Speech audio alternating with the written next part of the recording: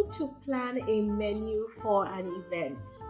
I get asked this question so many times, and the answer always surprises people. So stay tuned. I have some tips, some tricks, and maybe some things that you haven't even thought about in how to plan a menu for your upcoming event.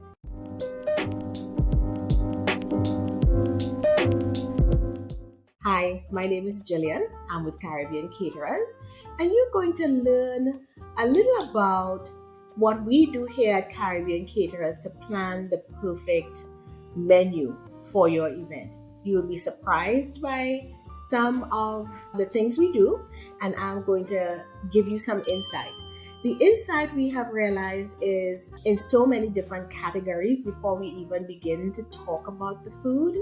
This will probably be several episodes to get to the end before we actually get to the menu, which is what you want to know. So listen up. I'm going to take you on a little roller coaster ride here so that you can see all the ins and outs of what we think about when we plan that perfect menu.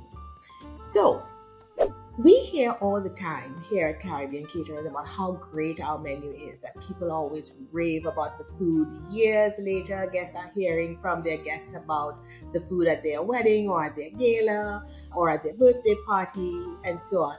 And of course, we'd love to hear this, but you know, you all are great foodies and love good food, which is why you're talking with Caribbean Caterers. But you know that there's good food available all over the DC metro area. The thing is how you select the food for the guests that you're having, but more importantly, something that people don't think about at all, what's the style of your reception? And more importantly, or to pinpoint it even greater, what's the seating style for your reception? How do you want your guests to enjoy the occasion that you're having? Let me give you a bit of a for instance in our everyday life. You can go to a fine dining restaurant and get all dressed up and get your makeup done. It's probably a special occasion, and you get to a place that's well appointed and the mood is set, the wait staff is on point, they cater to your every need, and you enjoy that good food in that environment.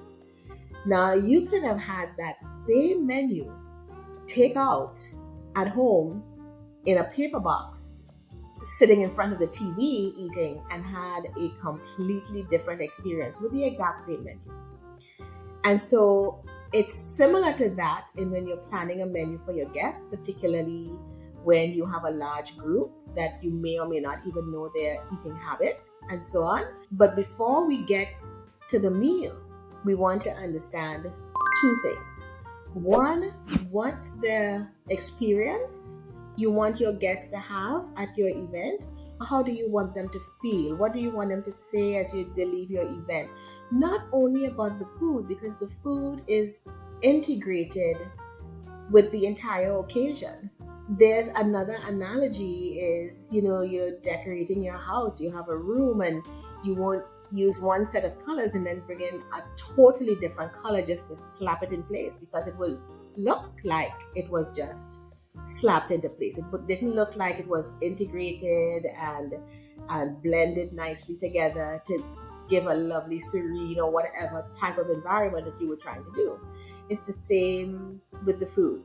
So as full service caterers, as we are providing not just the place setting and the linen and the chargers and all that decor on the table, all that deliciousness that you see that we do in terms of creating a place setting, but it's also setting the mood of the reception hall or your dining room or your basement that we've transformed, or even your backyard. You can have a very elegant meal even there in a casual surrounding, but the presentation is what we are looking at. So as we talk about the type of experience you want your guests to have, and you think through that in terms of, is it super casual? Does it have an air of formality, but you don't want it to be stuffy? Do you want it to be very elegant, but yet have that comfort, home comfort sort of feel? all of these are things that we take into consideration to determine what that mood is going to be in the room. And then the next obvious thing from there, obvious to us, but I think people don't think about this a lot, is the style of seating that you're having for your event. Now, this is where a lot of people get tripped up, is in how you seat your guests for your event. Some people, maybe there's no seating at all. Maybe there is sort of satellite seating for not all of your guests, and people could sort of sit and eat and graze and do other things and come back and eat again. And so people aren't sitting in one spot, or that they haven't claimed a seat. There's not a seat for everybody. It's just sort of satellite seating. Then there's full seating, where all of your guests are seated, where there is more of a meal time. In the prior two styles with no seating or not seating for everyone, there typically isn't a meal time. People are sort of grazing on a buffet or a station, or with past hors d'oeuvres all throughout the event. But with a fully seated affair, you are having a meal time, and usually with some sort of program or so. Now, let's think about that carefully, because a lot of people say they want a seated meal. Well, I think there's a misnomer there, because a lot of people think of a seat, when they say a seated meal, they're really talking about a plated meal, because you can have a seated buffet as well. So a seated meal, for instance, you can use the service style of plated, or you can have the service style of buffet, or you can have a service style of family style in the fully seated style event. We mentioned about having a semi-seating, not seating for everyone. Then in that case, you may be having stations, you may be having past hors d'oeuvres, you could even have a buffet in that situation. And then finally, you have this standing reception, and in that is, again, typically either stations or past hors d'oeuvres in that case. Small bite, small plate type of things on a standing reception. So we will talk about the different styles of reception, which have to be figured very greatly in the menu that you choose. And I'll tell you how later on as we go along here. And so as we continue to talk about the seating style of your reception, you again are looking at the type of experience that your guests are having and what type of seating would be most appropriate to create that environment for them. There are other things to consider with the seating style. Maybe your reception space doesn't allow you to seat everyone. Maybe you don't want to have as formal an affair. Maybe you want to have dancing throughout, or you have something on your program that just doesn't allow for people to be just seated in one place for your entire reception. So there are a number of factors that would go into what you would determine your seating style to be. And so just to review, it would be the style, the experience you want your guests to have, how you want them to experience your event, the physical space that you have will also figure into it. And so once you've figured out the seating, or come to narrow it down at least, then you start to look at the service style for your event. Are you going to go super formal with a plated event? Plated meaning that you can have a single entree that everyone gets, could be a 3 or 4 course meal. You have your salad course, your dinner course, your dessert course. Sometimes people will have their hors d'oeuvre course prior to the seated salad, dinner, and dessert. For the main entree, the dinner, you can have either a single entree or you can have a dual entree, which is where you may choose 2 proteins on your plate so that people don't have to get just the one thing that you might have decided that they would have. And then finally, you can give your guests a choice of.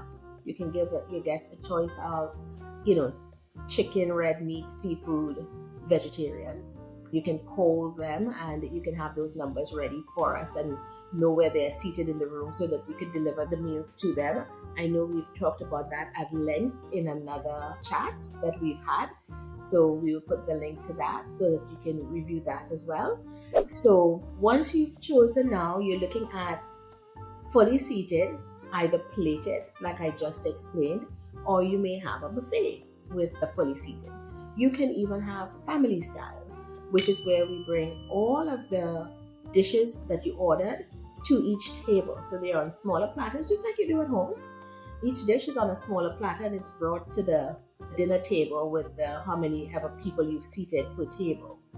That presents a few little peculiarities that we have to pay attention to make family style work. Like you can't have a very large footprint on your centerpiece. You have to limit the amount of things you put on the table because you've got to have enough space on the table to present your food and so on. The benefits of it is that you can have the variety of a buffet without your guests having to get up to go to a buffet. So it's a cross between the variety of a buffet and the service of a plated meal. So you're sort of a hybrid in there with the family style. So that's become pretty popular lately. It was becoming very popular pre-COVID, and of course we had to abandon that during COVID, and it's just starting to come back where people are asking again for family style for their receptions. So as we go on here, you see we haven't begun to talk about food yet. Remember, our topic here is how to plan a menu for your event. And at this point, if you were doing a consultation with Caribbean Caterers, we would have had this long half an hour chat with me just understanding what this event is for you, how you want your guests to enjoy the event, and translate that into what does your space look like? How can we accommodate seating, non-seating, semi-seating within that space before we could even begin to talk about chicken or beef. And so we've talked for a while here, and I believe we will stop right now and stay tuned for another section that will tell you a little bit more now for each of the service styles, what types of foods, how you can put together the foods to suit those service styles. So what you heard here today is that planning a menu does not begin with the actual menu. It begins with understanding your event, understanding how your guests want to enjoy, how you want your guests to enjoy this event, this celebration, whatever occasion that you're having. And as we do that, how the types of foods and how to present those foods will shake out once we begin to understand that. And I think you always come to us with maybe some preconceived notions about what you might want or what you think might serve you. But once I begin asking you these questions, you begin to think about different things. And you begin to tell me other things that you didn't even think had anything to do with catering, but that they do. And it helps me help you integrate all that needs to come together to come up with this menu in the end. So again, when people rave about our menu at Caribbean Caterers, yes, the food is good, but it's all this planning that goes into putting in to the menu everything that we need to put in there for your guests to have a good experience that your guests are experiencing. So it's the great food, but the experience that we put together as well that makes it a superior event for your guests. So with that, we would love to be able to consult with you, find out about what you're planning for your guests, and help you to work these beginning stages of putting together the best menu that people would rave about for a long time to come. So again, this is Jillian with Caribbean Caterers. I'll see you soon.